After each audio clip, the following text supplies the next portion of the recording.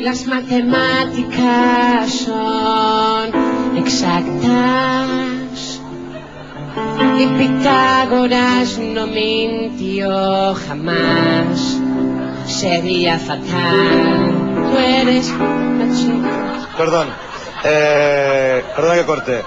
Es que te veo un poco como el de Hombres G, pero... ¿Sabes? Però resfriado, no? Podries posar una miqueta més, no? Una miqueta la veu més trencada, potser. Em recorda la Janet una miqueta, oi? Sí, exacte, una mica Janet. Pero ¿cómo voy a romper mi voz? Bueno, pues dándole Si las matemáticas son exactas y Pitágoras no mintió jamás, sería fatal. ¿Duele, Andreu? És la primera vegada, això és la primera vegada. La primera vez siempre duele. Sí.